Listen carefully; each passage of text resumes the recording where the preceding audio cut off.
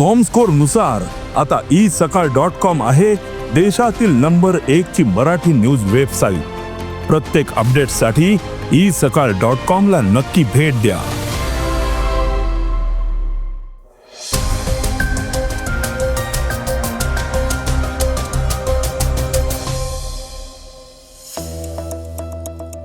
महाराष्ट्रात शेतकरी कर्जमाफीची तारीख जाहीर झाली आहे। कॉकरोच जनता पक्षाच्या ट्रेडमार्कवरून युद्ध पेटलंय। वसुली एजंट आता मनमानीपणे वागू शकणार नाहीत। भारत आफ्रिका शिखर परिषद आणि महत्त्वपूर्ण कार्यक्रम स्थगित केलाय। पीक कर्जासाठी सिबिलची अट रद्द केली आहे। 2 भारतीय खेळाडू डोप चाचणीत अयशस्वी ठरलेत। बॉडी शेमिंग करणाऱ्या पापाराझींवर सारा तेंडुलकर संतापलीये।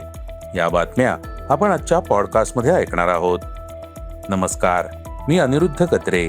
आज 22 मे वार शुक्रवार। तुम्ही ऐकत आहात देशातील number 1 Marathi news website isakal.com चं पॉडकास्ट। पॉडकास्टची पहिली बातमी आहे शेतकऱ्यांच्या कर्जमाफीची। महाराष्ट्र सरकारने कर्जमाफी योजनेबाबत आपली भूमिका स्पष्ट केली आहे। मुख्यमंत्री देवेंद्र फडणवीस यांनी एक महत्त्वाची घोषणा केली आहे की राज्यातील सर्व पात्र शेतकऱ्यांसाठी कर्जमाफीची प्रक्रिया 30 जून 2026 पर्यंत पूर्ण केली जाईल। या निर्णयामुळे राज्यातील लाखो शेतकऱ्यांना दिलासा मिळण्याची अपेक्षा असून ते आगामी खरीप हंगामासाठी नवीन कर्ज मिळवण्यास पात्र ठरतील। मुख्यमंत्र्यांनी कापणीपूर्व हंगामाची तयारी आणि कर्ज वितरणासंदर्भात बँकांसोबत एक उच्चस्तरीय बैठक घेतली। या बैठकीत चर्चा झाली की सध्या राज्यातील एकूण कर्ज वितरणापैकी सुमारे 67% कर्ज जिल्हा सहकारी आणि ग्रामीण बँकांकडून दिलं जातं, तर राष्ट्रीयीकृत बँका 26% कर्ज देतात। मुख्यमंत्र्यांनी स्पष्ट केलं की राष्ट्रीयीकृत बँकांनी कोणत्याही परिस्थितीत कृषी कर्ज वितरणाचं 80% लक्ष्य गाठलंच पाहिजे।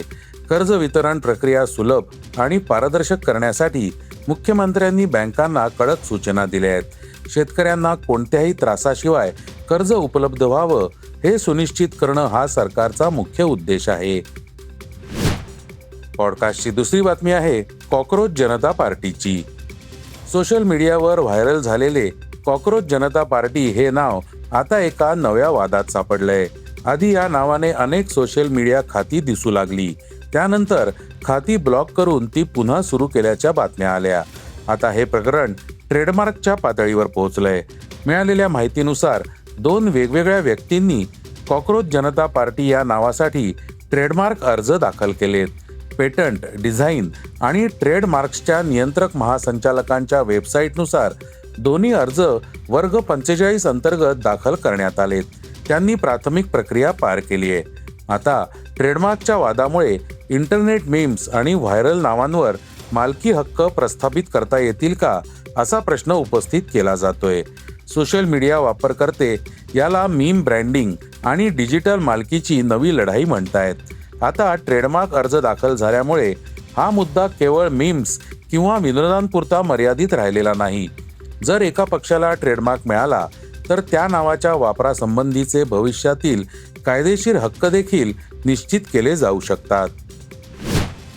पॉडकास्टची तिसरी बातमी आहे वसुली एजंटांची। भारतीय रिझर्व्ह बँकेने बँकांची कर्ज वसुली प्रक्रिया अधिक पारदर्शक आणि ग्राहकांसाठी सुरक्षित करण्याच्या उद्देशाने नवीन मसुदा नियम जारी केलेत। या प्रस्तावित नियमांचा उद्देश वसुली एजंटांच्या मनमानीला आळा घालणे आणि कर्जदारांचे हक्क बळकट करणे हा आहे। जर हे नियम अंतिमरित्या लागू झाले तर देशभरातील बँकांना 1 ऑक्टोबर 2026 पासून त्यांचं पालन करणं बंधनकारक असू शकतं। हे नियम सर्व बँकांना पूर्णपणे लागू होणार नाहीत। RBIची ही नवीन चौकट व्यावसायिक बँकांना लागू होईल, तर स्मॉल फायनान्स बँका, पेमेंट बँका आणि लोकल एरिया बँकांना सध्यापुरतं वगळण्यात येईल। RBIने प्रथमच रिकव्हरी एजन्सी आणि रिकव्हरी एजंट या संज्ञांची स्पष्ट व्याख्या केली आहे। नवीन नियमांनुसार कर्ज वसुलीसाठी बँकेने नियुक्त केलेली कोणतीही बाह्य संस्था यापुढे वसुली एजन्सी मानली जाणार नाही। ग्राहकांची थेट संवाद साधणाऱ्या व्यक्तींना वसुली एजंट म्हटलं जाईल।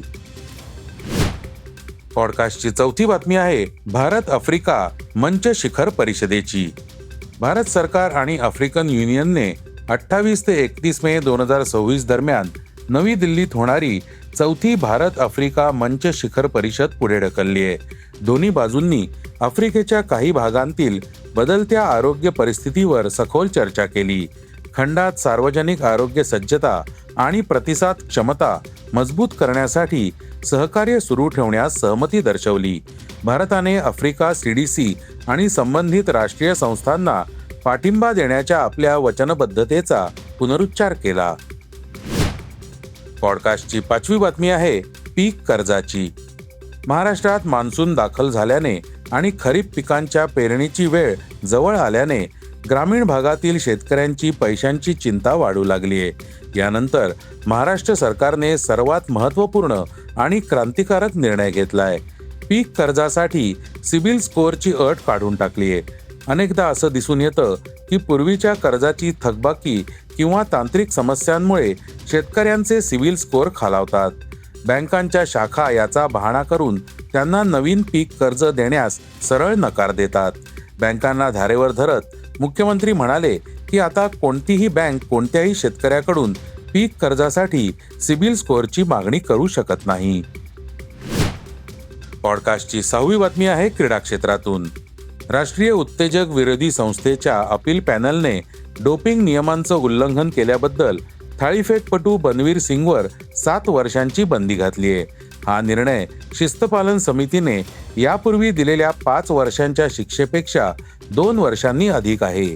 गेल्या वर्षी मेथॅनेडिएनॉन या स्टेरॉइडसाठी त्याची चाचणी पॉझिटिव्ह आल्यानंतर नाडा उत्तेजक विरोधी शिस्तपालन समितीने बनवीर सिंगवर 23 डिसेंबर 2024 पासून 5 वर्षांसाठी बंदी घातली होती. आता अपील पॅनलने हा कालावधी 7 वर्षांपर्यंत वाढवलाय. धावपटू हरेंद्र कुमार देखील डोपिंगमध्ये दोषी आढळलाय. त्याच्यावर यावर्षी 2 ऑगस्ट पासून 4 वर्षांची बंदी घालण्यात आली आहे. पॉडकास्टची शेवटची बातमी आहे सचिन तेंडुलकरची मुलगी सारा तेंडुलकरची. माजी भारतीय क्रिकेटपटू सचिन तेंडुलकरची मुलगी सारा तेंडुलकर कोणत्या ना कोणत्या कारणाने नेहमीच चर्चेत असते. आता सारा पुन्हा एकदा चर्चेत आहे. मात्र यावेळी कारण तिची ग्लॅमरस स्टाईल नसून तिचा राग आणि तीव्र प्रतिक्रिया आहे. सारा तेंडुलकरने नुकतंच पापाराझींना फटकारलंय. सारा तेंडुलकर सान्या चंदोक सोबत विमानतळावर दिसली होती. एका पापाराझीने त्या दोघींचा एक व्हिडिओ इंस्टाग्रामवर अश्लील आणि शारीरिक अवमान करणाऱ्या कमेंट्ससह शेअर केला. यामुळे सारा संतापली आणि एका इंस्टाग्राम स्टोरीद्वारे एका पापाराझी पेजवर टीका केली. तिने त्या पापाराझी पेजने शेअर केलेल्या एका व्हिडिओचा स्क्रीनशॉट शेअर केला. त्या व्हिडिओमध्ये सारा तिच्या वहिनीसोबत दिसतेय. ही जाड असलेली सारा आहे. तिच्या शेजारी असलेली वहिनी आहे असं लिहून शेअर केला होता. स्क्रीनशॉट शेअर करत साराने लिहिलं, तुम्ही किळसवाणे आहात. ही पत्रकारिता नाही. आम्हाला एकटं सोडा.